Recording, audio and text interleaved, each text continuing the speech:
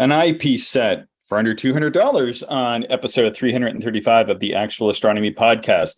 I'm Chris, and joining me is Shane. We're amateur astronomers who love looking up at the nighttime sky, and this podcast is for everybody who likes going out under the stars.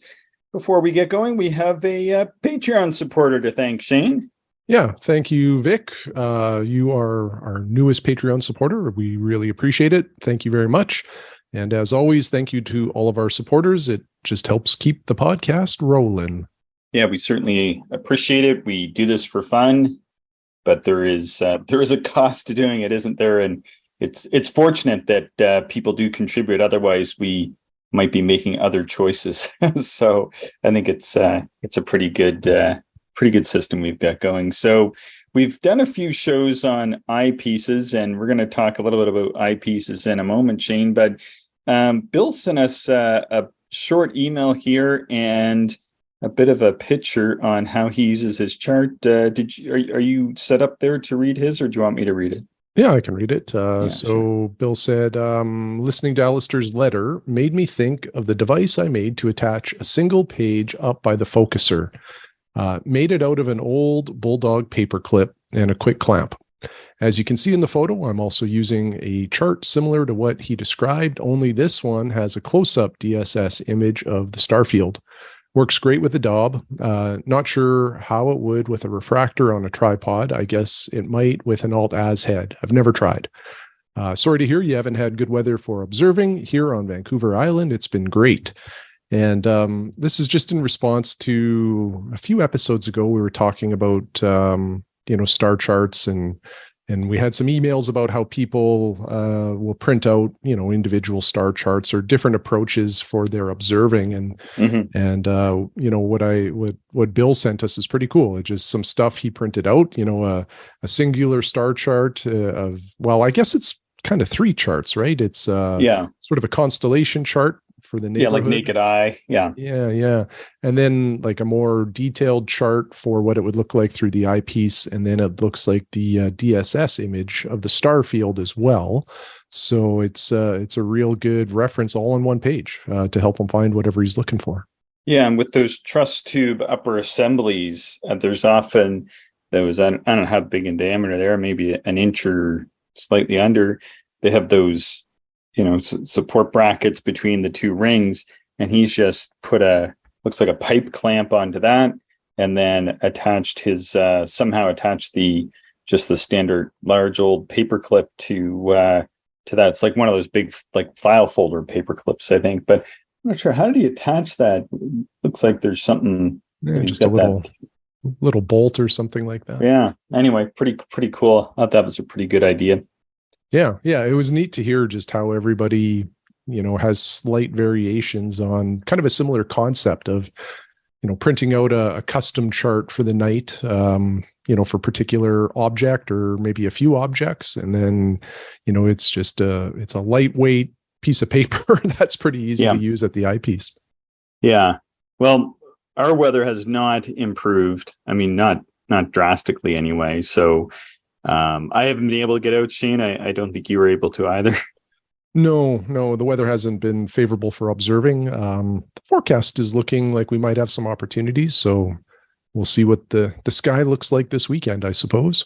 Yeah, we haven't been getting as much ground smoke, although you could smell it very faintly earlier today, and the other day I don't think I could smell it so much as it was just it was sort of dense in the atmosphere here yesterday. But it's just enough that if it is clear, you could see like Venus and maybe a dozen or so of the brightest stars. But that'd be it. And even Venus to the unaided eye was like a bit brown. So anyway. Yeah, I guess if there's any sort of solace to this, it's that we're getting close to perpetual twilight. Well, we're really in perpetual twilight here. So observing is not great this month anyway. So, if we're going to have poor weather or poor conditions, this is the time for it. Yeah. Fires are really terrible though. And they are. They don't look like we're getting some rains through, but I don't know it's going to be enough. Yeah. Well, hopefully more rain comes and some of these fires can disappear. So Dom sent us this email, Shane. I just thought it was a neat email. I feel like we've had a few emails like this before. This one was worded very well, though. So maybe I'll just go ahead and read it, and then we can just sort of discuss what our bits are. And should say that this is probably going to be a shorter episode, just focusing on this one email and have a short conversation, and then off to the races. Yeah. Dom says, "Hey, Chris and Shane, I got into amateur astronomy about half a year ago with a 6-inch Dob.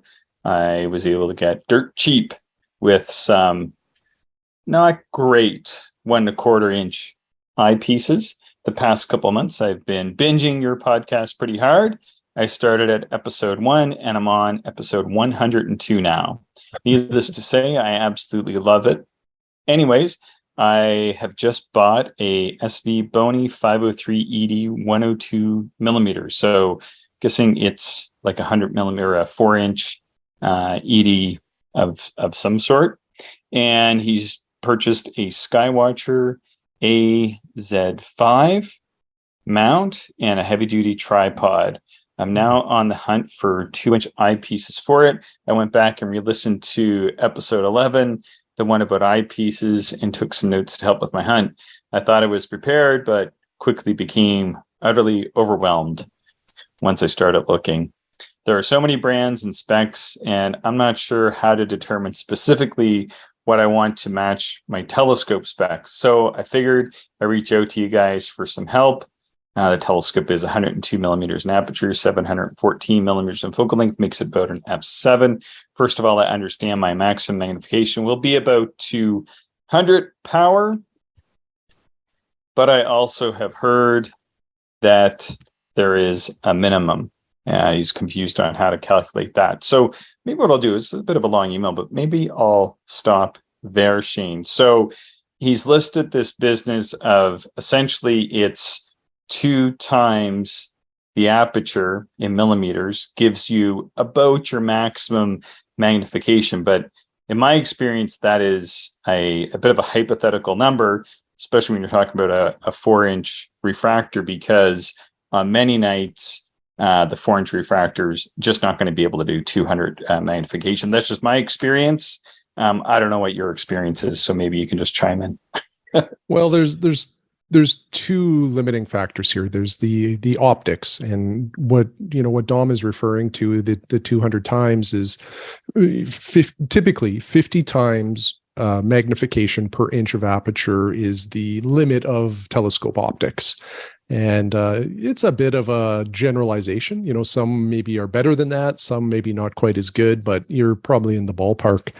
Now, that's just one factor. And then what you're talking about, Chris, is the limiting factor of the atmosphere. Yeah. And depending where you live in the world, the atmosphere, at least here, rarely supports that kind of magnification. I don't know about you, Chris, but, planetary observing, I'm probably hitting 125 on a good night and maybe 150 on a great night. And it just doesn't seem to get much better than that. In fact, I could count on one hand how many times in my life I've gone beyond, say, 150 times. Yeah, I that's mirrors my experience. And that's also with your 4-inch telescope, Shane? Yeah, a combination of 4-inch telescope. I had the 120 ED for a while. I factor that one in there. But basically my refractors for the most part. Yeah, it sort of mirrors mine as well. I find that, every once in a while, every like 3 or 4 nights, I get a pretty decent night. 150 is pretty easy. Might be able to get a little bit more out of it. Like you said, on the majority of nights, though, especially like unless you're going to be out there all night, pretty common to get like 125. And I also really like the 125 magnification. I feel like that's just a nice magnification where whether you're looking at planets or globular clusters or galaxies or whatever, it's kind of enough magnification to really start showing you the detail, and often about like the max detail you might even be able to see without really becoming arduous to track manually, which we often do. But I do like his telescope. I'm just a huge fan of 4-inch telescopes or 4-inch refractors in particular. It really is kind of the Swiss Army knife of astronomy telescopes. Just the ability to do kind of everything. Yeah. You can look at planets. You can kind of look at some deep sky stuff. And you can even get some wide-ish field views with them. So they sort of do everything. Yeah, I've never looked through an SV Bony telescope before myself, but think that it's probably pretty similar to a lot of the other standard ED telescopes that are around. So first of all, for that max magnification, I personally wouldn't focus too much on getting that maximum magnification. My recommendation, Shane, might be to look for something in that 125 or maybe 120 to 130-ish magnification range. I think that is a eyepiece that's going to get a lot more use perhaps than a 200 magnification eyepiece in that telescope. Yeah, I would agree. Yep. Okay. And then he also mentioned he was a bit confused about the low power. And he says, if I get an eyepiece with minimum power and wide enough field of view, will a red dot alone be enough to navigate around the sky, or will I want a finder scope? Would I even need a red dot? So what kind of finder scope would you, first of all, what kind of finder scope would you want to have with this telescope if you're using like a low power 2-inch eyepiece? What do you use? Yeah, so Dom and I really are using a very similar telescope in terms of characteristics. Mine is 102 millimeters as well. And my focal ratio is a little longer at f8, but I use a red dot finder. I'm a huge fan of red dot finders. I've been using them for many years. And even when I have like a wide field, like say my 41 millimeter panoptic in there, I still like the red dot. It just gets me into the zone real fast, and I know exactly where my telescope is pointed then.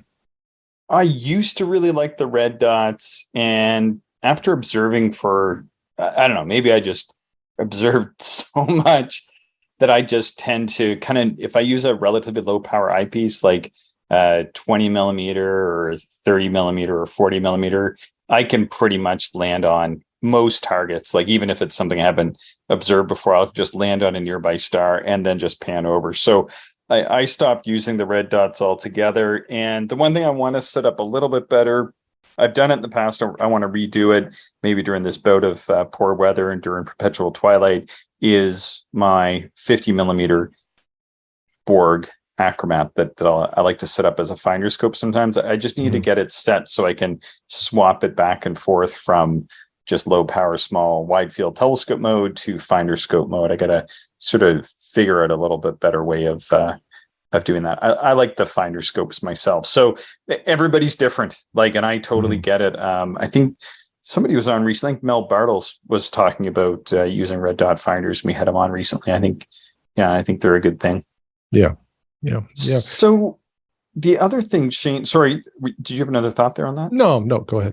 I was just going to say the other thing is the low power, wide field, minimum magnification eyepiece.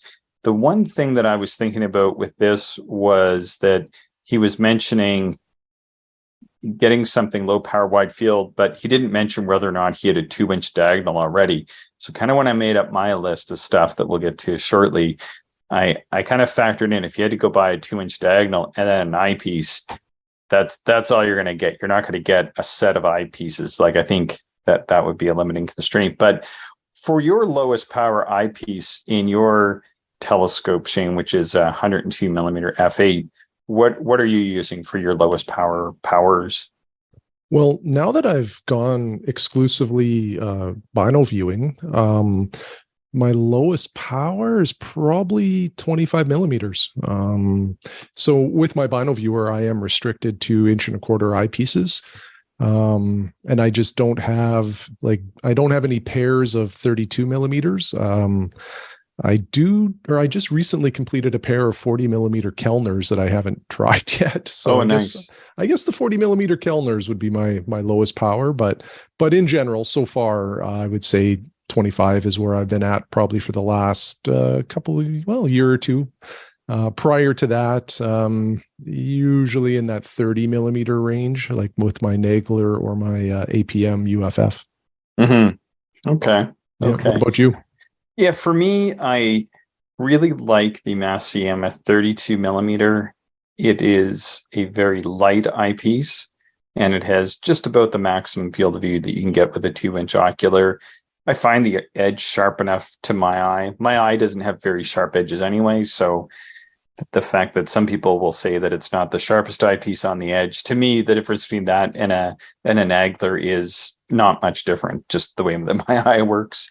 But I do enjoy like the singular low power wide field views. So I've got the 40 millimeter Pentax, I've got the 32 millimeter Masuyama. I have my old 30 millimeter wide scan 3 for public outreach.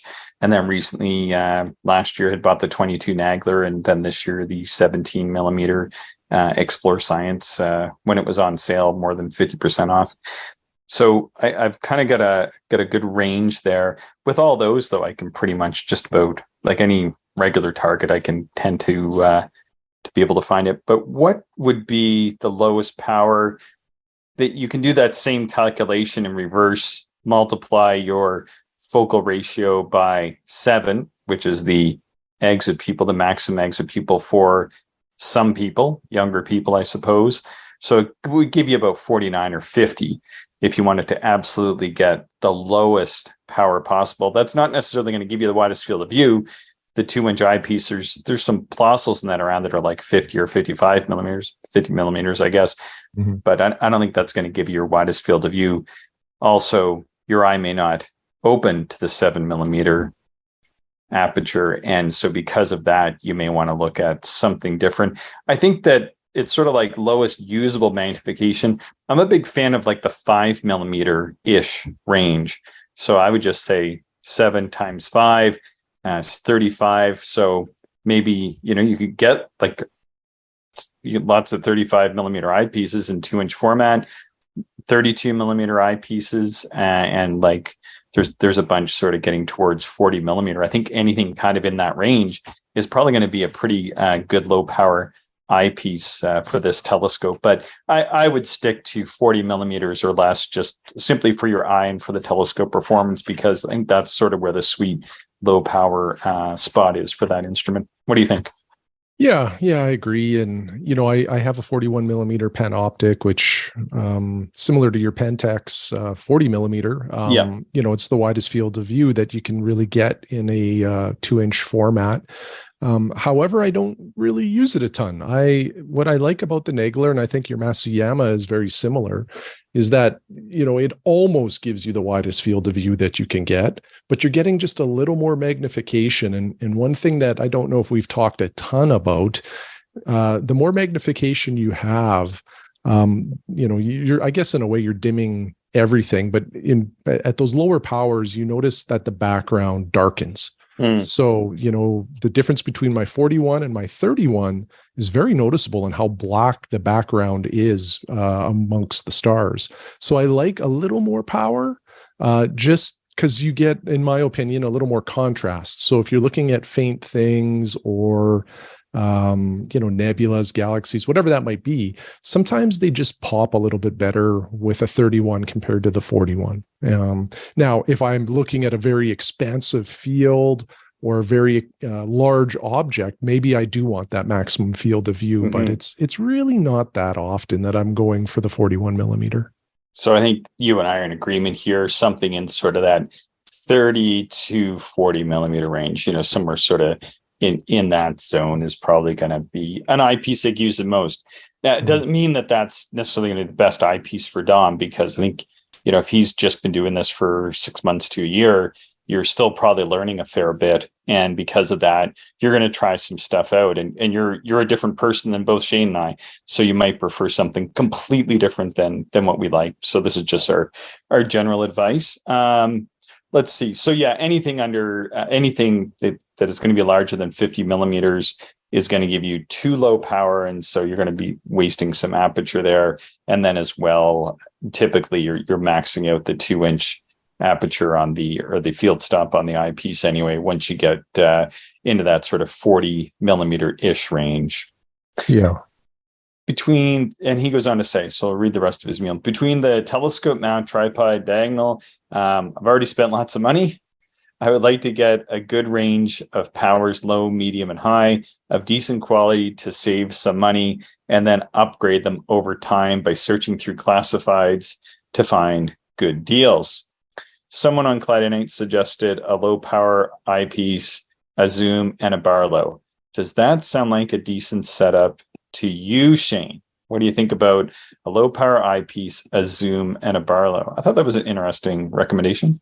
Yeah, I've got a couple of thoughts. Like prior to this, I did a little research to see what I would recommend here, and I've got two different recommendations. Okay. This aligns to recommendation number one for me quite closely. Oh, okay. Do we want to get into those details, or do you want to finish the email and then talk about what we would put forward? Okay. Okay. I'll keep going. Then come right back to you. So I'll just read the last paragraph. Also, in my post on Clyde Nights, I mentioned I was looking for good budget eyepieces, and have gotten recommendations for like $200 individual eyepieces. That's how much I wanted to spend max for the whole set. Is that a realistic goal? Could you recommend decent quality budget brands, or even specific eyepieces I should look at? If you all just straight up listed 3 or 4 eyepieces, that would get me a decent range of powers for around $200. I'd literally just snag those, just so I don't have to go through the nightmare of figuring out exit people's fields of view and all that kind of stuff. Sorry, this email ended up being much longer than I was anticipating. No problem at all. We love long emails from listeners. Anyway, thanks for all the hours of entertainment and knowledge that you have given me. I look forward to many more. Clear skies, Dom. Well, first of all, thank you so much for the email, Dom. I really like the way that you put all these very specific questions to us, because it makes it very fun to chat and answer. And he and I have had a few email exchanges on this. But I'm going to circle back to Shane and his response for the low power, zoom, and Barlow. Take it away, Shane. Yeah. So option one that I put together is very close to that. I kind of stole some of your notes. Okay, no, that's fine. But I remember you talked a lot about the 32 millimeter Plossl that you bought a while ago, the GSO version. Yeah. Great price. It's $35 American. So that was my low power recommendation. It's 1 1/4 inch, and it gives you the widest field of view that you can get in 1 1/4 inch. So it's great. And it's low enough power that you're going to get a lot of light through to your eye. You really can't go wrong with that. So I like the 32 millimeter GSO Plossl. So we're at $35 there. Okay. The zoom, I love the idea of a zoom, because you're buying one eyepiece, but depending on what the range of the zoom is, you're kind of buying like 10 eyepieces potentially, or a lot, right? Because you just twist the zoom and you got different focal lengths. So one that fits within this $200 range is the Celestron 8x24 zoom. So I hear that one's pretty good. Yeah, I've heard that too. I should say I read. No, I'm not listening to it, but yeah. Yeah. So it's $110. Okay. So now we're at $145, well within budget. And now we're covering off everything. Well, I find when I go from 32 millimeters, or like kind of my wider field eyepieces, I'm probably jumping now to like a mid-range, like mid-power eyepiece, which is probably in that 12 to 20 millimeter range. So this zoom covers that off, and it gets you a little bit into the higher powers too. Like at 8 millimeter with the refractor that Dom has, we're looking at about 90 times magnification, which on a lot of nights, at least here, that's maybe as much as you can use. So, so it's going to be great for that. Now, the last part though, I think it was mentioned also a Barlow, and I'm not going to go down the Barlow path on this first option. All right. Going a little bit kind of off, I guess, prescription here, or off the ask. Within this budget, you can get like a deep sky filter, which I think would be. Oh, that's an interesting take. I like what you did there. Okay. Yeah. Now, you can get So what I would recommend is like an O3 filter, or maybe like a UHC filter. And probably the UHC is the one to go with. And if you go with the SV Bony brand, same as the refractor, you can get a UHC in 1.25" for $29. So we're still under budget. And, you got $10 to, I don't know, go through drive-through and grab a burger. I was going to say put gas in your car, but or that, to go. That's not going to get you too far these days. Sorry. Yeah. So anyway, that's option one. Okay. And before you go to option two, though, I do have a question for you. Sure. But keep finishing that thought if you had something. No, go ahead. Go ahead with your question. Because I goofed up. We're recording this at the end of the day. It's been a long day. I just gave a 2-hour presentation. I drove for an hour, sat down and started and hit record. All right. So Shane, what was your first eyepiece set? So my first telescope, a lot of listeners have heard me say this, was an 8-inch Skywatcher Newtonian. And my first set, I don't remember all of the focal lengths, but it was the Meade 4000 Plossels. I had like the 26 millimeter, which I think, wow, it was a popular one. Good set. Well, I didn't have the whole set though. I didn't have the whole set. Yeah, but you had a few. Yeah, I had the 26. I think with that telescope, I had a few like unmarked, or I should say unbranded Plossels, the couple that just came with the telescope. So then I ended up with the 32, the 26, gosh, I think it was like a 15 and then like I don't know what it would have been, like maybe a 9 millimeter. That's 4, a pretty good set though. That's like a nice representative set. Yeah. 4000s. Aren't those pseudo Masuyamas or something? Or well, so this is a bit of a rabbit hole. So the Meade 4000 Plossels, there's been at least, and I'm probably wrong on this count now. I think there's been at least 5 different versions, and they're very hard to tell apart. Like I think the very early ones were made in Japan, and those are the Masuyama clones or the pseudo Masuyumas. And then there was just slight variations, like where the Japan stamp would indicate certain things. And then I think production moved to maybe China or somewhere else. And the design changed, even though it was still branded as a Meade 4000.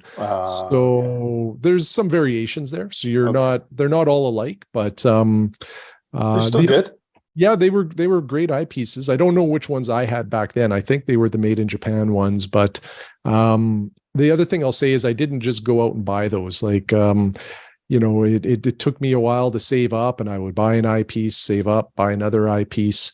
And, I think that's an important thing to say, because, you and I talk about our gear today, and, we have nice gear, but I didn't start with that. It took me a long time to build up to, better eyepieces and better telescopes. And, throughout my lifespan as an astronomer, I've used a lot of different gear just because of that journey. Very good. Very good. What did you first upgrade to? Then I went to the Spears Waller eyepieces. I can't remember all of the focal lengths. Was there a 12 millimeter Spears Waller of that? There was. I have it, but I don't think it's super rare. I still have it. I don't think you would have had that. Yeah, because it was a prototype. Oh, okay. Yeah. I can't remember the focal lengths, but I had 2 or 3 of those, and that was my first foray into wide field. And going from a Plossel to like whatever those were, 82 or 84 degrees. Yeah. It blew my mind, especially with a Dobsonian that doesn't track. It was such a nice luxury to be able to watch a planet drift through the field of view and not have to touch the telescope and actually observe it. Whereas, with the Plossels, I was constantly nudging. So, yeah. So for my first set, I had a 32 millimeter and an 11 millimeter Teleview Plossel and a 2x Barlow for my 8-inch f6 Dob. I had a very limited budget and decided to go with the quality. They were like, really good Teleview eyepieces. Yeah. And I ended up using the 32 so much that that's when I ended up crushing in the vise trying to clean. And then the 11 millimeter had very short eye relief. And that's when I found out that I really needed longer eye relief. eyepieces. Unfortunately, I had hoped when I bought them with the 11 millimeter and the Barlow that it would, but it didn't work out very well. I had just these two eyepieces with the Barlow. It gave me 4 magnifications, and pretty quickly I upgraded to the Spears Waller 70 degrees. So they had 70 degree before the 80 degree eyepieces, and they had very beautiful long eye relief, and they worked perfectly. And again, I didn't have that much money, but when the 80 degree eyepieces came out, I sold all my 70 millimeters and I bought the 80 millimeters, only to find out that the eye relief had tightened up. And then I had to wear my glasses, and I couldn't see even as much of the field of view as I could with the 70s. Yeah. So that's the way it goes. All right. So back to your second. So your first set was a 32 Plossl, zoom, and the SV Boni 03 filter, and $10 for the McDonald's drive-through. What's your second set? So this one is not for the faint of heart, Chris. This one is a little bit wild. Yeah.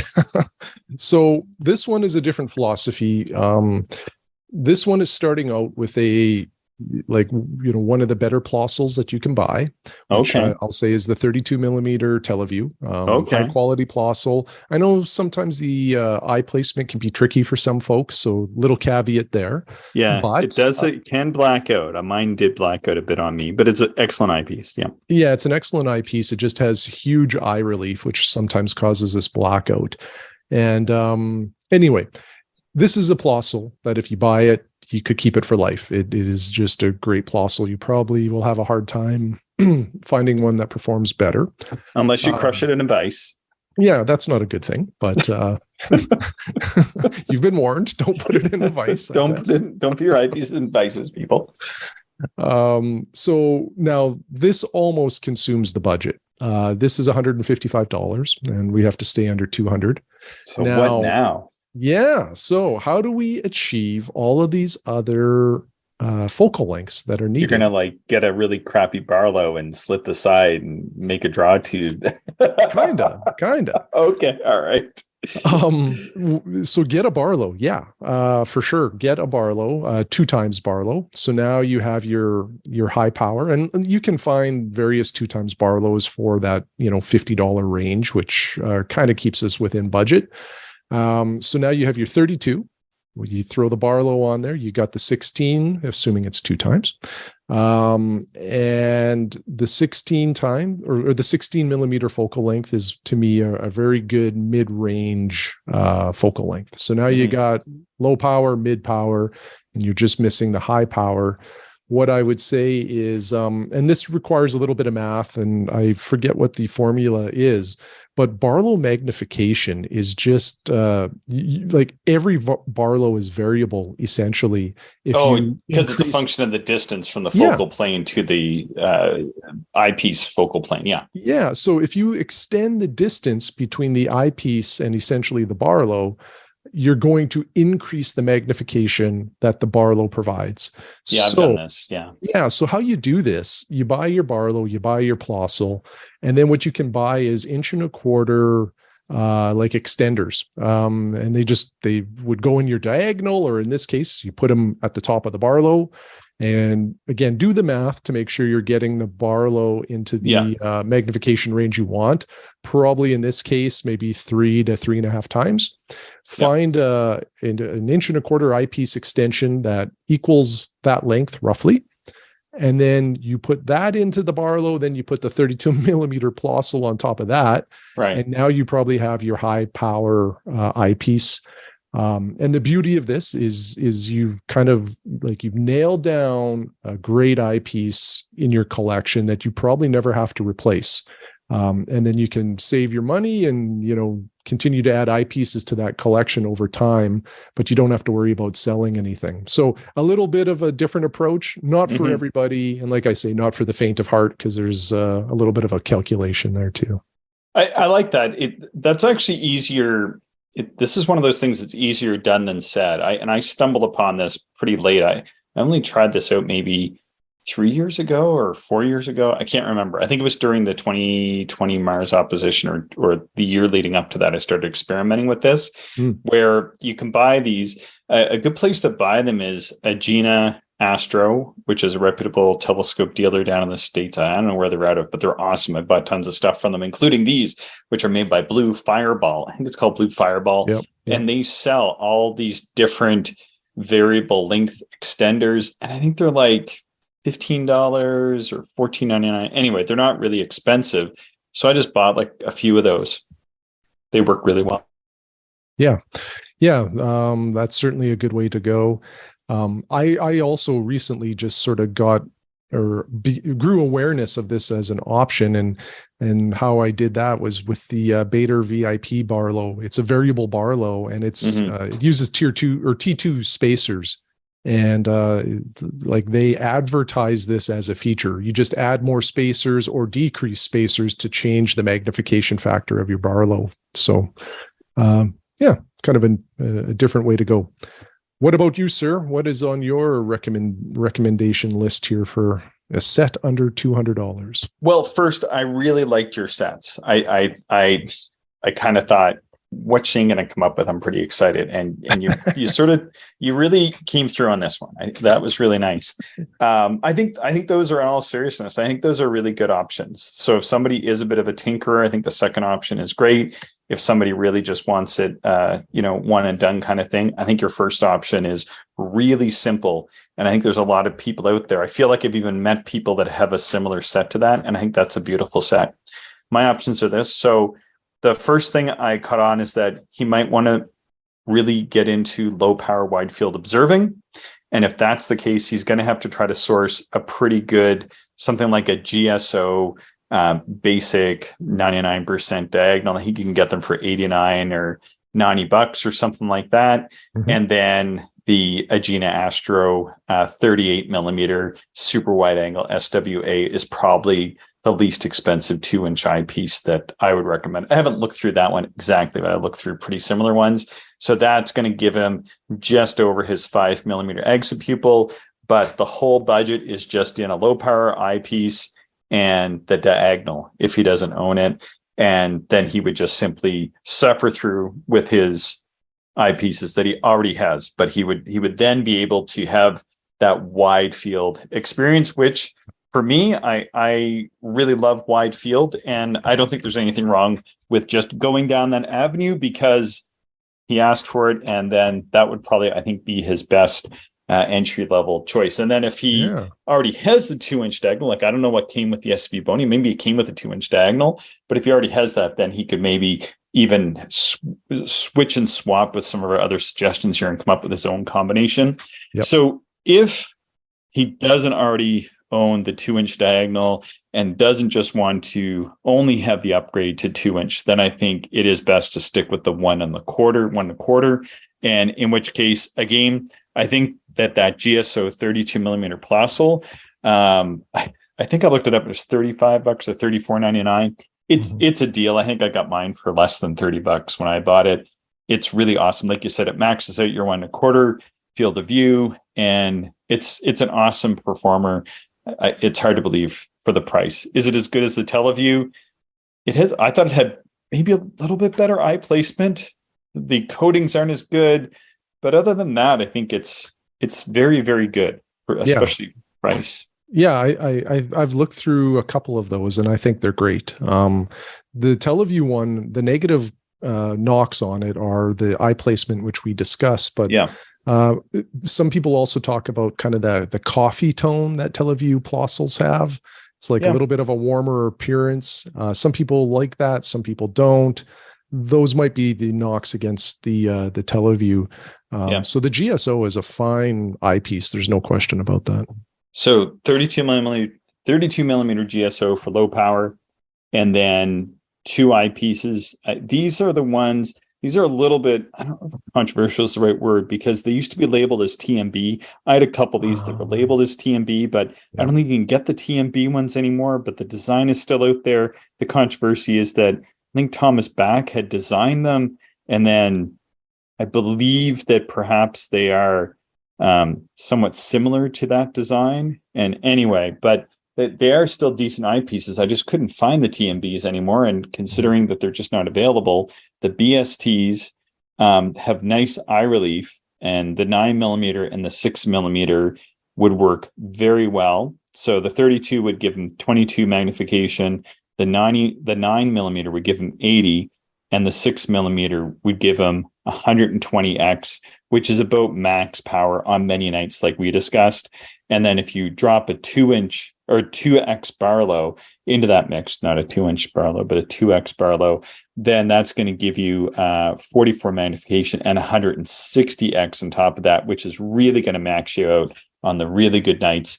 And that would give you a nice spread of 22, 44, 80, 120, and 160, sort of like the correct magnification for almost just about anything. I couldn't imagine having a 4-inch telescope and having those powers, and then you're always going to have a power that's going to work for your conditions with that set. But that said, if you got an extra 50 or 60 bucks and you got the 2-inch diagonal with the scope, then go for the 38 millimeter and then get this set of eyepieces. That's my recommendation. Not sure. What are your thoughts on that, Shane? Yeah, love it. Love it. You're covering off all of the ranges. Those BST eyepieces, from what I've heard, I think you said, they're very similar to the TMB original design, and, they're solid performers. So you're really covering off everything here. And I love it. I think this is really good. Thing I like with them is that they're just really good sort of all-around eyepieces. They have very good eye relief, very comfortable eyepieces. They're reasonably lightweight. They just sort of check a lot of boxes. Probably not the best at any one thing, like not a super wide field, but they're wider than a Plössl. Like notice to be wider at almost 60 degrees or 58 degrees or whatever they are. Yep. And well designed apparently. But like I said, and there's a variety, in that price range too. But I'll be interested to know. He did write back saying that he maybe had sort of settled on a few ideas even before I wrote him back. So I'll be curious to hear from Dom, but it would be great to hear from you, the listener, and how you would set up a $200 eyepiece set, and maybe what your original eyepiece or your getting started eyepiece set was. And maybe you had something different than what Shane and I had, and maybe you would come up with a better combination for people who are just starting out and have a limited budget. We'd love to hear about that. Yeah, for sure. The last thing maybe I'll just mention here real quick, Chris, and again, I've not looked through these, but I know some of our listeners, including Phil from the UK, use SV Boney eyepieces, and Phil raves about them. I've read great things on cloudy nights about them. It's something to consider too. I'm just looking right now on Amazon, and there's a set, there's 68 degrees, 1.25 inch, 6 millimeter, 9, 15, and 20. You get all four for $130. So, there's certainly a lot of options out there. One thing we didn't really talk about, and I don't think Dom mentioned in the email, I don't know if he wears glasses, so I'm not sure if eye relief is needed. I just assumed he doesn't wear glasses. So he doesn't. I don't think he does. But okay, I thought, good.